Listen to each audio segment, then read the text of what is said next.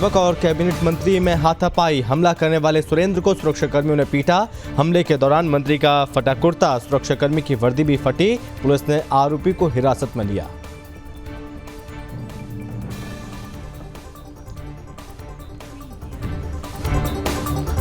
उत्तराखंड के एडीजी का बयान। बद्री केदार में किसने लगाए पेटीएम क्यूआर कोड किसके नाम पर है पंजीकृत, जांच जारी। 420 मुकदमे की प्रोग्रेस के लिए की गई समीक्षा।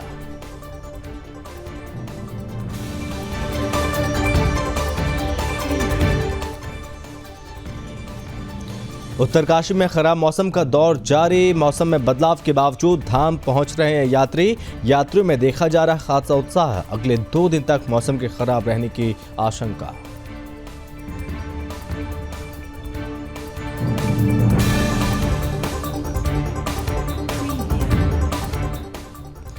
सीएम धामी के भरोसे 4 धाम यात्रा। पर्यटन मंत्री और स्वास्थ्य मंत्री हैं नदारत। हर साल यात्रा में बाहर चले जाते हैं सतपाल महाराज।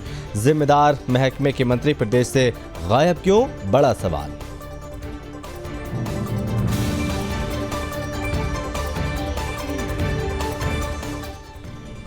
खटीमा में एसडीएम ने मजार को किया ध्वस्त। अवैध सरकारी भूमि पर बनी थी मजार। मौके पर तहसीलदार, नायब तहसीलदार रहे मौजूद। सरकारी भूमि पर ना खड़ी की जाए इमारत।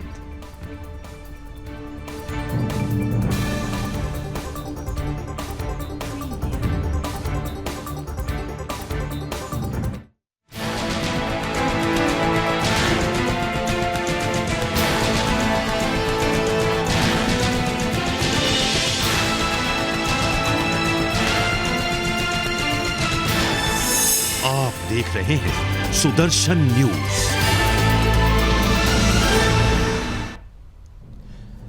नमस्कार, बहुत स्वागत है आप सभी का अपने उत्तराखंड में। मैं हूं आपके साथ संभव गुप्ता। बात करेंगे सबसे पहले उत्तराखंड के ऋषिकेश की। ऋषिकेश में कैबिनेट मंत्री प्रेमचंद अग्रवाल और एक युवक में हाथापाई का मामला सामने आया है। हाथापाई का वीडियो भी सोशल मीडिया पर वायरल हो गया। जानकारी के अनुसार मंगलवार को मंत्री जो कि एक कार्यक्रम से निकलकर अपनी कार से जा रहे थे और इसी दौरान वो जाम में रुक गए। तभी 2 युवक बाइक से उतरे, कार के आगे आकर अपनी समस्या बताने लगे। इसी दौरान मंत्री और युवक में तीखी बहस शुरू हो गई, जो देखते ही देखते हाथापाई में तब्दील हो गई। उसकी वीडियो आप देखिए। यही वो वीडियो है जो कि वायरल हो रहा है सोशल मीडिया पर। वहीं कैबिनेट मंत्री ने बताया कि युवक ने पहले गाली दी और फिर कॉलर पकड़ा, पीछे धकेलने लगा। इस दौरान उनका कुर्ता फट गया। तभी गनर ने उसे वहां से हटाने की कोशिश की। वो नहीं हटा तो गनर ने दोनों युवकों को पीटना शुरू कर दिया। इस दौरान मंत्री भी उन्हें पीटते दिख रहे हैं।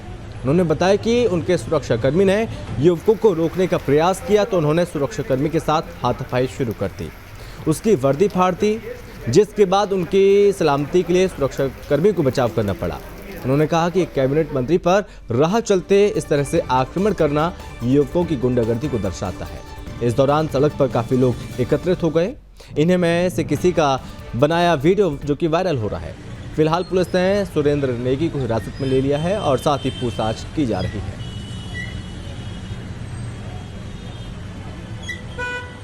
मेरी गाड़ी जब वहाँ से निकलने लगी तो सुरेंद्र सिंह नेगी, आप जानते हैं सब, चूँकि मैं भी स्थानीय हूँ, आप भी स्थानीय हैं, शिवाजी नगर का रहने वाला है और अपने आप को सोशल वर्कर कहता है, लेकिन लोग उसे ब्लैकमेलर कहते हैं।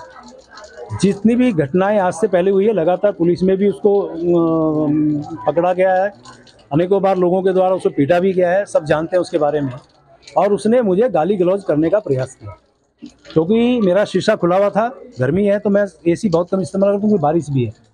उसके बाद जो अब गाली लगातार देता रहा तो मेरे सुरक्षाकर्मी को लगा ये क्या हुआ अचानक। उसने समझाया तुम गाली क्यों दे रहे हो, तो उसने एक हाथ से मेरा ये कुर्ता, मैं दिखा रहा हूँ, ये कुर्ता पकड़ा जो मैं अभी इससे पहले ये पहन रखा था, और उसने मेरे कुर्ते पे हाथ डाला और ये कुर्ता फाड़ दिया। ये देखिए, ये फटा हुआ मेरी जेब, इसमें सारा सामान गायब हो गया। पैसा, सामान, जो भी इसमें चीज़ थी सब उसने छीनी है या गायब की है या गिरा है, मैं ये इसको तो नहीं कह सकता, लेकिन ये देखिए आपके सामने ये अभी ये फटा हुआ है, देखिए। और उसके बाद मेरे सुरक्षाकर्मी ने जब उसको समझाने का प्रयास किया, कहाँ गौरव, ये इसकी वर्दी फाड़ने का प्रयास किया, ये वर्दी फाड़ी गई, मतलब खुलेआम गुंडागर्दी। और उसके साथ जो दूसरा जो मोटरसाइकिल चला रहा था वो भी बदतमीजी पे आया और मैं बैठा रहा। उसके बाद वो पत्थर लेने भागा सड़क के किनारे। उसके बाद जब इन्होंने रोकने का प्रयास किया तो उसको मेरी सुरक्षा के लिए इन्होंने बचाव किया।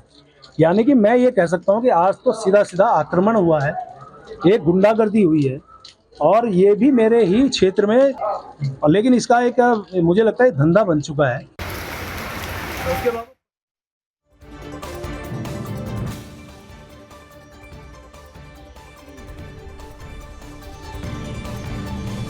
और पिछली खबरों में आगे बढ़ेंगे। उत्तराखंड पुलिस के एडीजी अपराध एवं कानून व्यवस्था वी मुरुगेशन ने बताया कि पिछले 2 महीने में जो उत्तराखंड पुलिस ने एक अभियान चलाया था और 420 मुकदमे की प्रोग्रेस के लिए उसी संबंध में इसकी समीक्षा की है। जनपद देहरादून के लगभग 150 केस को डिस्पोज किया गया और जो पुलिसकर्मी आयु जांच में हीला हवाली कर रहे हैं उनके खिलाफ भी सख्त कार्रवाई की जा रही है। इन केस में जो भी अधिकारी काम नहीं कर रहे हैं उन्हें उनके निलंबन के आदेश भी हमने जारी किए। पुलिस की तरफ से भी इसमें शिकायत की जा रही है। वहीं दूसरे और बद्रीनाथ केदारनाथ धाम परिसर में डिजिटल दान के लिए पेटीएम के QR कोड किसने लगाए, अब इसका पता पुलिस लगाएगी। वहीं श्री बद्रीनाथ केदारनाथ मंदिर समिति की जांच में ये स्पष्ट किया गया कि समिति की तरफ से धामों में कहीं भी ऐसे QR कोड नहीं लगाए गए हैं और समिति ने पुलिस को इस संबंध में तहरीर देकर ऐसा करने वालों के विरुद्ध कार्रवाई करने के लिए कहा है। एडीजी ने बताया कि इसमें यह भी देखा जाएगा QR कोड किसके नाम पर पंजीकृत हैं, ये धनराशि किसके बैंक अकाउंट में जमा हो रही है। बद्री केदार मंदिर के बाहर CCTV कैमरे के माध्यम से यह भी देखा जाएगा कि QR कोड वहां पर किसने लगाए और अभी इस पर जांच चल रही है।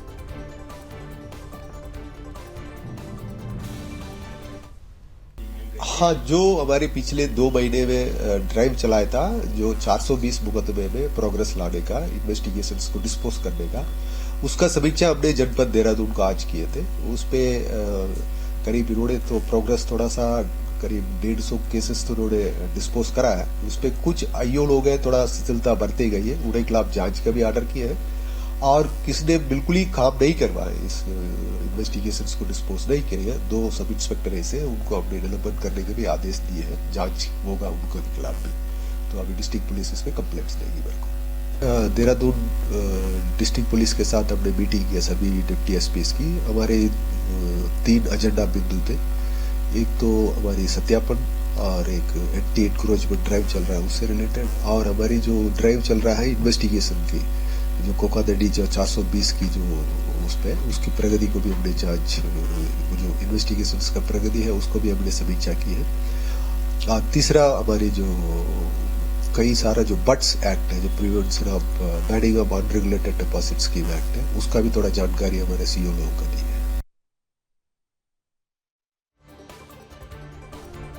खबर उत्तरकाशी से है, जहां पर पिछले कुछ दिनों से खराब मौसम का दौर जारी है। खराब मौसम के चलते ऊपरी और निचले इलाकों में लगातार बारिश देखने को मिल रही है। गंगोत्री और यमुनोत्री धाम में लगातार बारिश के चलते यात्रियों को ठंड झेलनी पड़ रही है। हल्की बारिश के बावजूद धामों में यात्री बड़ी संख्या में कोई बदलाव देखने को नहीं मिल रहा है।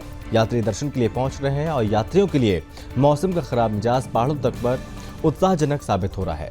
मौसम विभाग की चेतावनी के बीच जिले में पिछले 3-4 दिन से लगातार बारिश का सिलसिला जारी है।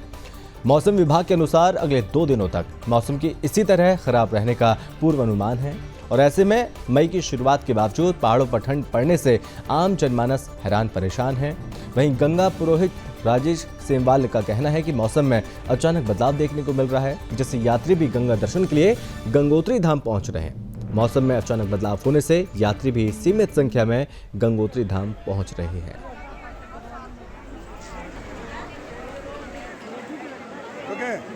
पूर्वानुमान जारी किया गया, उसमें आने वाले 3-4 दिन तक इसी प्रकार से मौसम बना रहेगा, जिसमें ऊंचाई वाले क्षेत्रों में बर्फबारी की भी आशंका व्यक्त की गई है और तथा जो नियमित रूप से बारिश हो रही है निचाई वाले क्षेत्रों में, तो यात्रियों को इसमें यात्री कि अपने गर्म कपड़े साथ रखें और कहीं भी रोड अवरुद्ध होती है, अन्य सुविधाएँ हमारी प्रभावित होती है तो संबंधित विभाग को निर्देश दिए गए हैं कि वो तत्काल उनको सुचारू रखें और अपनी मशीनरी तैनात रखें। गंगा मैया कपाट खुलने के दिन से ही लगातार मौसम ख़राब बना हुआ है, कभी बर्फ़ गिर रही है, कभी बरसात हो रही है और कल भी यहाँ पर मौसम ख़राब रहा। आज भी सुबह बरसात हो रही थी, लेकिन अभी थोड़ा सा समय से जो है यहाँ पर हल्की सी धूप खिली हुई है, जिसे आप देख रहे हैं लगातार यहाँ पर यात्री की संख्या में भी इसी वजह से कमी देखी जा रही है और लोग परेशान भी हो रहे हैं, क्योंकि बरसात की वजह से लोगों को आने जाने में और दर्शन इत्यादि में भी बड़ी असुविधाओं का सामना करना पड़ रहा है और विश्वास है कि आने वाले समय में थोड़ा मौसम खुलेगा और यात्री संख्या भी बढ़ेगी। जय माँ गंगे, हर हर गंगे।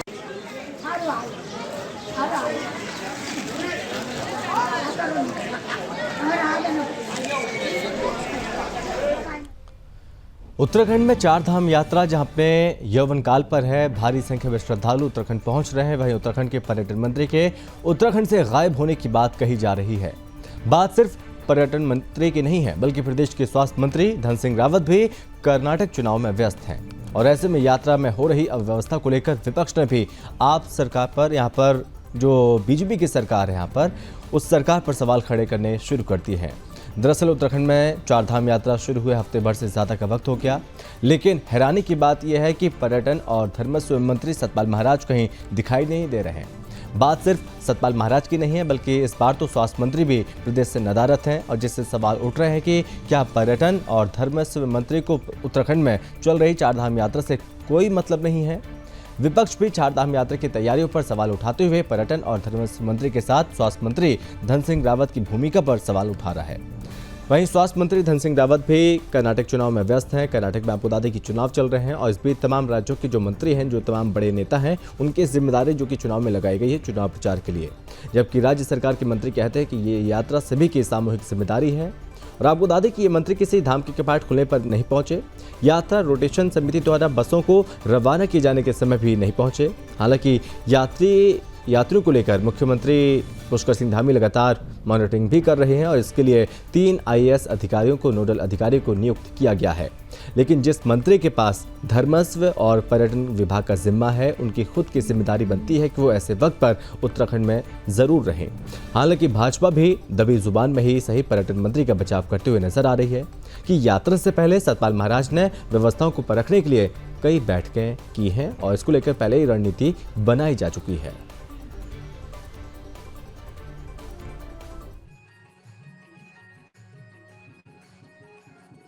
बदहाली है, बदइंतजामी है, पड़ावों पर पानी की कमी है, रैन बसेरों की कमी है, रहने वाले होटल्स की कमी है।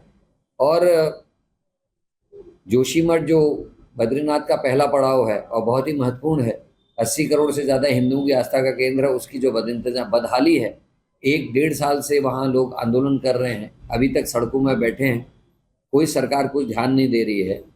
तो सरकार की तरफ से पूरी उदासीनता है। लेकिन जब मैं गया था गंगोत्री में, धन्यवाद देना चाहता हूँ वहाँ के पंडितों और पुरोहितों को कि उन्होंने अपने दम पर यात्रियों को सुविधा देने की कोशिश वो कर रहे हैं, उनकी पूजा अर्चना ठीक से करा रहे, इंतजाम करने की कोशिश वो कर रहे, पूरी ताकत लगा रखी है। लेकिन सरकार अपनी तरफ से बिल्कुल ही उदासीन है। और इसका उदाहरण यह है कि प्रदेश का स्वास्थ्य मंत्री कर्नाटका के चुनाव में व्यस्त है, उसको अपने प्रदेश की चारधाम यात्रा से कोई लेना देना नहीं है, उसके लिए चुनाव ज़्यादा महत्वपूर्ण है। और यहाँ का पर्यटन मंत्री भी गायब है, जो पिछले वर्ष भी गायब थे, जिनको यहाँ होना चाहिए था, यात्रियों की सुविधा देखनी चाहिए थे। यात्री परेशान हैं और कई यात्री बिना दर्शनों के वापस लौट रहे हैं। देखिए, सबसे पहले तो मैं भगवान का धन्यवाद कर रहा हूँ और माननीय मुख्यमंत्री जी का विशेष धन्यवाद कर रहा हूँ।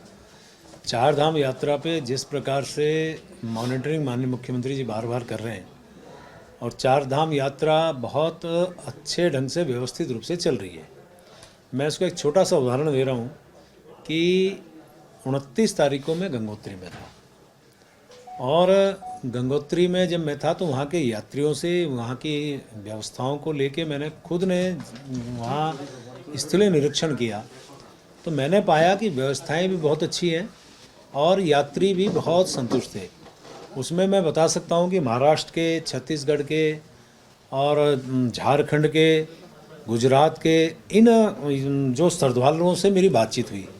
कुल मिला के यदि आपका जहाँ तक कहना माननीय पर्यटन मंत्री जी के बारे में है या जो भी विषय आपने रखा स्वास्थ्य मंत्री जी के बारे में, तो हालांकि ये बात सच है कि ये चारधाम यात्रा हमारे सिर पे है। सब लोग उस पर गंभीरता से अपने मॉनिटरिंग वो भी कर रहे होंगे और मेरा ऐसा मानना है कि चूँकि हम कलेक्टिव, हम सबकी जिम्मेवारी है। हमारा, मैं एक वित्त मंत्रालय, शहरी विकास मंत्रालय के को मैं देख रहा हूँ, तो भी यदि मैं यात्रा को देख रहा हूँ, यात्रियों से बात कर रहा हूँ, अधिकारियों से हम लोग बातचीत कर रहे हैं, तो कुल मिला के हमारी सबकी संयुक्त जिम्मेवारी है, हम उसका निर्वहन भी कर रहे हैं। खबर पौड़ी से है, अब जहां पर हर वक्त के विवादों में रहने वाले जीबी पंत इंजीनियरिंग कॉलेज घुड़दौड़ी का अब जिला अधिकारी ने औचक निरीक्षण किया और कॉलेज में छापेमारी की। दरअसल हाल ही में इस कॉलेज में 2 छात्रों का गुट आपस में भिड़ गया था। इसके बाद पीएससी जवानों को भी शांति व्यवस्था बरकरार रखने के लिए कॉलेज में तैनात किया गया था, लेकिन कॉलेज छात्र पीएससी जवानों के साथ भी उलझने लगे और ऐसे में अब जिलाधिकारी आशीष चौहान स्वयं जेबी पंत इंजीनियरिंग कॉलेज में हॉस्टल चेकिंग के साथ ही कॉलेज में कैंटीन में छापेमारी करने पहुंचे। इस छापेमारी अभियान में कॉलेज हॉस्टल से शराब की बोतल के साथ ही चाकू और कई आपत्तिजनक सामग्रियां भी बरामद की गई हैं। जिलाधिकारी ने बताया कि कॉलेज में अनुशासन व्यवस्था का ख्याल नहीं रखा जा रहा है, जिस पर वो अब उचित कार्रवाई कॉलेज के खिलाफ जरूर करेंगे। वहीं कॉलेज का माहौल दोबारा ना गरमाए, इसके लिए हर माह उप जिलाधिकारी को कॉलेज का निरीक्षण करने के निर्देश उन्होंने दिए हैं और साथ ही मुख्य विकास अधिकारी को भी निर्देश दिए गए हैं कि वो कॉलेज में अनुशासन बनाए रखने के लिए हर माह कॉलेज प्रशासन के साथ बैठक जरूर करें।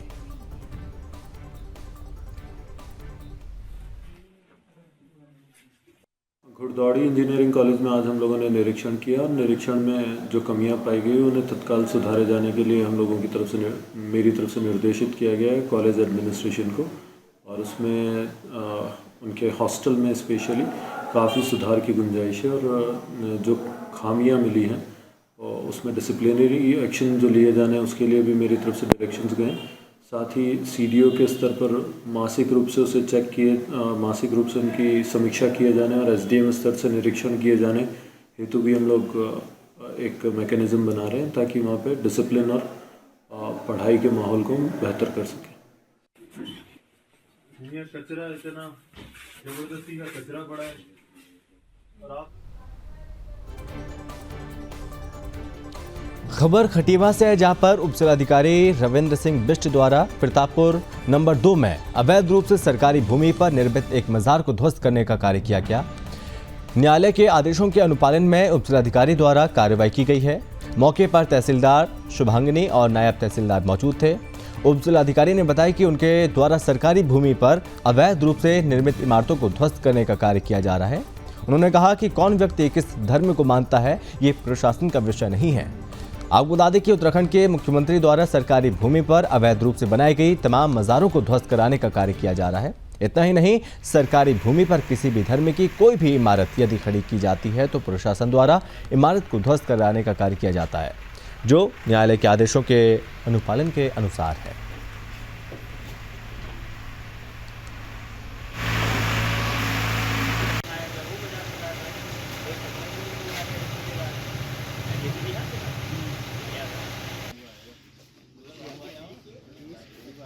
उसके बारे में माननीय न्यायालय के आदेश हैं कि जो भी हमारे सरकारी रास्ते हैं या सरकारी ज़मीन भूमि है उसमें किसी भी प्रकार की धार्मिक संरचना का निर्माण नहीं हो सकता है। लिहाजा इसी क्रम में हमने यहाँ पर चिन्हित किया तो एक पाया गया कि प्रतापपुर 2 में एक अवैध रूप से मजार का निर्माण किया गया जो हमारे सरकारी रास्ता 6-2 की भूमि में दर्ज है। तो लिहाजा आज उसको हमने पहले भी 1.5 महीने का नोटिस दिया था कि आप इसको स्वयं हटा लें, लेकिन उनके द्वारा इसको हटाया नहीं गया। आज हम इस मौके में आए हैं और इसको स्वयं इसको हटा रहे हैं। इसका क्या धर्म मानता है, कौन क्या धर्म मानता है, ये हमारा विषय नहीं, उसकी प्राइवेट विषय है। वो धार्मिक स्वतंत्रता उसकी है, लेकिन ये है कि सरकारी रास्ते में कोई भी ऐसा निर्माण ना हो धार्मिक, तो उसकी हम देख रहे हैं और उसका हम लिहाजा इस मजार को आज तोड़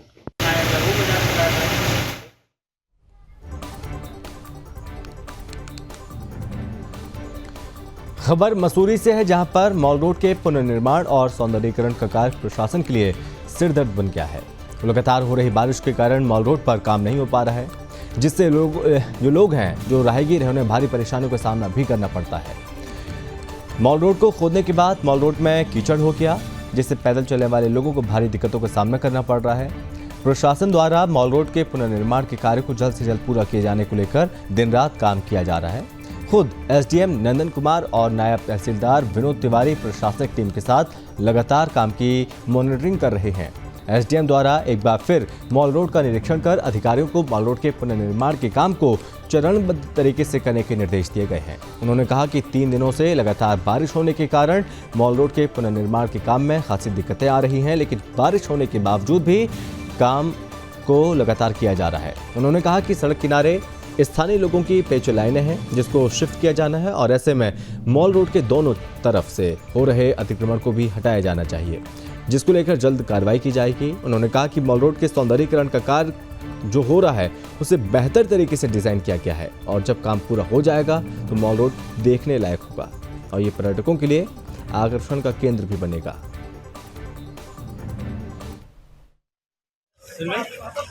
बारिश से दिक्कतें महसूस हो रही हैं, वो काफ़ी बहुत दिक्कतें हो रही हैं। अभी एसडीएम साहब का भी उन्होंने भी निरीक्षण किया है, वो भी निरीक्षण करके गए हैं। और बाकी नाली नूली का है यहाँ पर ज़्यादा, तो नाली का भी करा रहे हैं, क्लियर करा रहे हैं, मीटिंग कर रहे हैं उनसे, यहाँ के व्यापारियों से भी, और एसडीएम साहब के ऑफिस में बुला दिया गया है सब। चुनौती तो है आप लोगों की, बहुत बड़ी चुनौती है इस समय, बारिश की वजह से ही बहुत चुनौती मिल रही है। और कुछ यहाँ पे काम करने में दिक्कतें महसूस तो है ही हैं, लेकिन कर रहे हैं पूरा। 2-3 दिन 4 दिन में इसकी सूरत बदल देंगे पूरी। 2-3 बजे तक लगे हुए हैं, रात दिन 24 घंटे लगे हुए हैं। तो ये माना जाए कि जल्द माल रोड अपने पुराने स्वरूप में? बिल्कुल, और बढ़िया तरीके से हो जाएगा। माल रोड बहुत सुंदर तरीके से बना देंगे, 4-5 दिन लग जाएंगे कम से कम।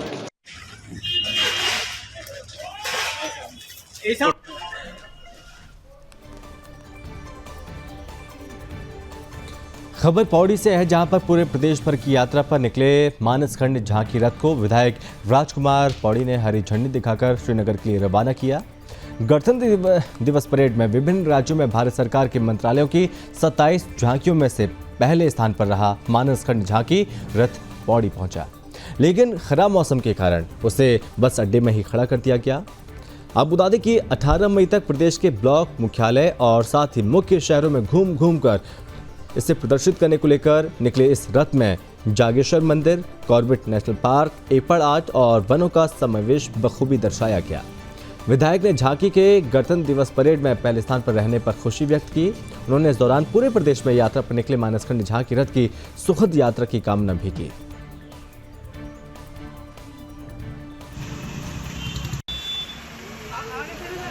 इसका विषय है कि हम सब लोग जो हमारे उत्तराखंड की झांकी गणतंत्र दिवस में प्रतिभाग किया था, जिसको प्रथम स्थान मिला था, उस झांकी के दर्शन करने के लिए आज जो है प्रत्येक उत्तराखंडवासी जो है अपने अपने स्थानों में उसके दर्शन कर रहे हैं।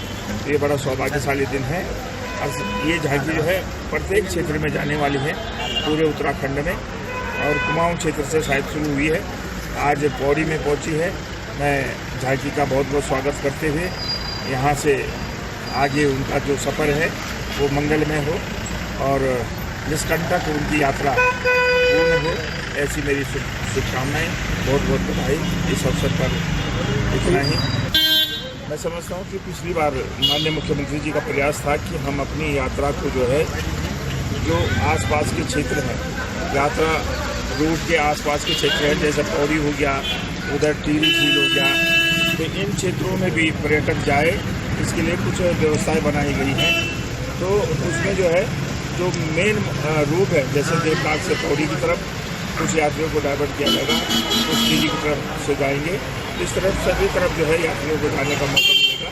उत्तराखंड के जो अन्य क्षेत्र हैं उनको देखने का भी उनको अवसर मिलेगा। मैं समझता हूँ, मैं भी आग्रह करता हूँ आने वाले अपने उत्तराखंड में जो हमारे यात्री आ रहे हैं उनसे कि पौड़ी की ओर से यात्रा को शुरू करें और कर्णप्रयाग पहुँचे, ताकि उनको पौड़ी जैसा सुंदर शहर देखने को मिलेगा।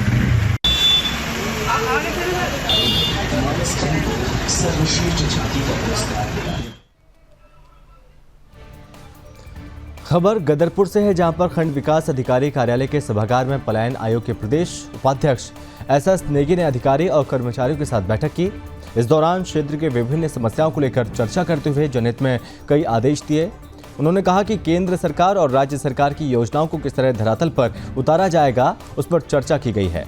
गदरपुर क्षेत्र की सबसे बड़ी समस्या गौवंश पशु, नीलगाय, बंदर के खुले घूमने से किसानों को बहुत ज़्यादा नुकसान हो रहा है और इसलिए किसानों की समस्याओं को खत्म करने के लिए संबंधित विभागों के अधिकारियों को आदेश दिए हैं। और साथ ही ये भी कहा कि क्षेत्र में पीने का पानी भी उपलब्ध नहीं हो पा रहा है, इसलिए जल संस्थान विभाग के अधिकारियों को आदेश दिए गए हैं कि क्षेत्र में जगह जगह स्टैंड पानी पोस्ट बनाएं, जिससे क्षेत्र की जनता को निःशुल्क पानी पीने को मिले। और साथ ही जल जीवन मिशन, जल संस्थान, पशुपालन विभाग और साथ ही कृषि विभाग की समस्याओं की जानकारी लेते हुए संबंधित विभागों के अधिकारियों को आदेश दिए गए हैं कि जनहित में योजनाएं बनाएं, जिससे कि क्षेत्र की जनता को इसका लाभ मिले।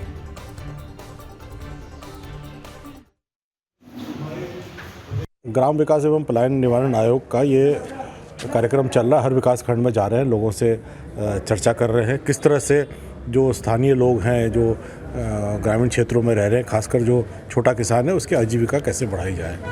तो आज गदरपुर विकास खंड में ये बैठक हुई है। इससे पहले हम सुबह बाजपुर भी गए थे।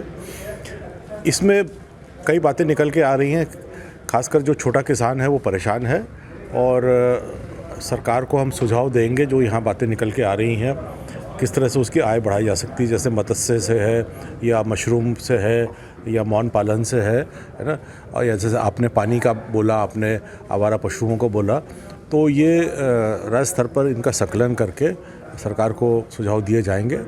और आयोग के अध्यक्ष माननीय मुख्यमंत्री हैं तो इसमें काफ़ी रुचि लेते हैं। देखिए, बजट आवश्यकता के हिसाब से बजट बढ़ाया जाएगा, बजट की तो दिक्कत नहीं है। अब मुझे पता नहीं ये लोग कितना मांग रहे हैं, कितना मिल रहा है, क्योंकि ये जो बकरी पालन वाला ये तो पुरुष की एक योजना चल रही है, तो मैं नहीं सोचता इसमें बजट की दिक्कत होगी। केवल लोगों को प्रेरित करना वाली बात है। तार बाड़ नहीं हो पाती। हाँ, वो यहाँ बोला, वो तार बाड़ घेर बाड़ की योजना पर्वतीय जनपदों में है, तो ये हरिद्वार में भी ये बात आई थी, हरिद्वार जनपद में हम लोग गए, उसमें भी ये बात आई थी। और ये एक मुख्य बिंदु निकलेगा कि साहब वो जो तार बाड़ की योजना, घेर बाड़ की योजना है। खबर पौड़ी से है, जहां पर चौबट्टाखाल विधानसभा के सतपुली कस्बे के अंतर्गत एक व्यक्ति द्वारा फांसी लगाकर अपनी जीवन लीला समाप्त करने का मामला सामने आया। थाना अध्यक्ष लाखन सिंह से मिली जानकारी के मुताबिक सतपुली कस्बे के दुधार खाल तिराहे के समीप रहने वाले माल सिंह ने मंगलवार की सुबह गौशाला में फांसी लगाकर आत्महत्या कर ली। मृतक के भाई की सूचना पर मौके पर पहुंची पुलिस ने शव को पोस्टमार्टम के लिए भेज दिया है। व्यक्ति के निधन से परिजनों में शोक का माहौल व्याप्त है।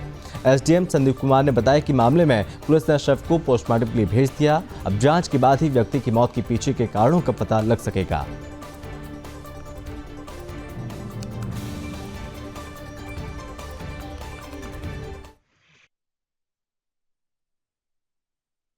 अभी संज्ञान में आया है कि एक व्यक्ति जिसका नाम माल सिंह पंवार है, पुत्र श्री प्रेम सिंह, उम्र जिसकी लगभग 41 वर्ष है, वो आज सुबह 11 बजे के करीब उसने अपनी गौशाला में फांसी लगाई है। उसकी जो डेड बॉडी है उसका पंचनामा जो एसओ सतपुली है उसके द्वारा किया गया है, तथा जो डेड बॉडी है उसको कोटद्वार पोस्टमार्टम के लिए हमने भिजवा दिया। अभी उस पर जांच की जा रही है। अभी जैसे ही उसमें सामने आता है तभी उसमें हम बताने की उसमें होंगे स्थिति में।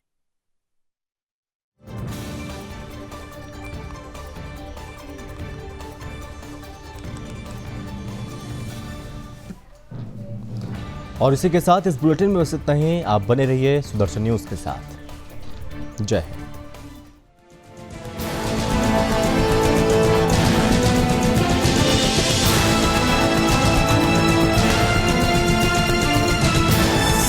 आप देख रहे हैं सुदर्शन न्यूज।